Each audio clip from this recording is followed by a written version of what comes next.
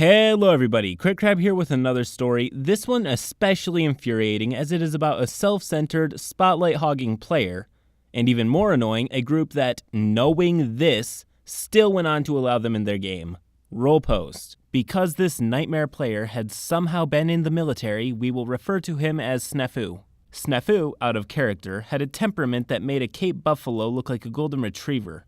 Due to his out-of-character shittiness, he caused several players to leave and/or create their own campaigns specifically to avoid him. In character, he generally played his characters well to his credit. If he wanted to, say, play a character with acrobatics, he would read up on parkour and kinesiology so he could describe his characters doing the moves realistically. Presumably, this is why so many people enabled him, despite how often people would walk on eggshells to avoid setting Snafu off. Unfortunately, Snafu was a massive backseat DM. If you accidentally let player info slip into the game, Snafu would rage at you as if you did it on purpose. When we had the party split up in town to get info, he would scream at just about everyone for metagaming whenever they came back with anything useful, because getting gossip was an excuse for metagaming. As a result, he cawed enough players to the point where they looked like idiots and were asocial because it would prevent his wrath. But whenever he did it, it was fine. He would just get random pieces of gossip that turned out to be important plot leads or potential plot leads. But you can't. At one point, a DM fucks with him. Because his character has 7 charisma, characters lie to him and lead him into a den of murderous kobolds cause he was rude. If things happened about 20 minutes away in character and you wanted to go join, Snafu would say, you gotta wait 20 minutes. When he wanted to join, Snafu would spawn on top of the character's Elder Scrolls style. Then complain whenever the DM overrode him and said, you have to wait 20 minutes to join, Snafu.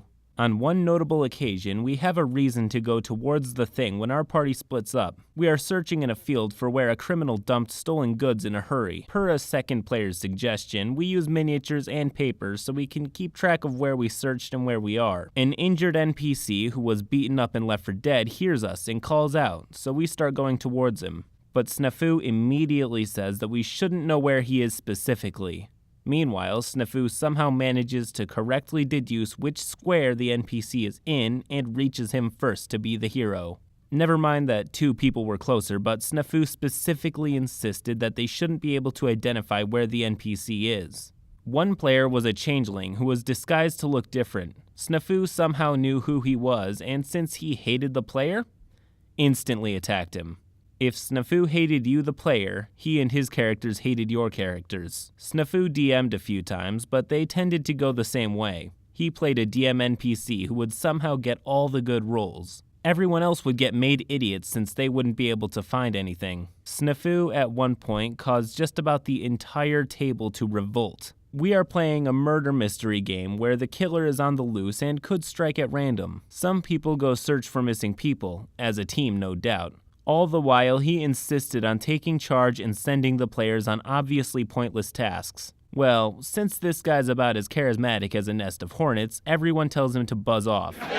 This causes him to go on a tangent on how it pisses him off on how people try to win the game instead of play as people, since it makes his character look like an idiot. Well, since we have several newcomers here, someone pointed out that if the newcomers get to contribute, they would more likely stay. Snafu says, I didn't invest years into play for some newcomer to solve the plot under my nose.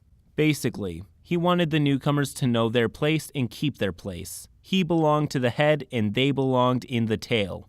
Well, this caused all of the aforementioned newcomers to just say, that's it, I'm out, and almost every player just up and left. One dude even held up the finger on the way out. The game was canceled and then came back, specifically without Snafu. He complained about being excluded. And this is only some of Snafu's hattery. End post. I can't tell what's worse, Snafu's behavior, the player's compliance and seeming willingness to lie down and take it, or the fact that a whole group of new players were exposed to this mess. I almost feel like OP barely even has a right to complain about this guy, as it's basically the equivalent of complaining about how wet and cold you are, but only briefly skimming over the fact that you went jogging in the rain. Any way you cut it, the new players are the real losers here. Anyways, if you enjoyed this video, please do leave a like and subscribe to the channel for more stories just like this one. Till next time.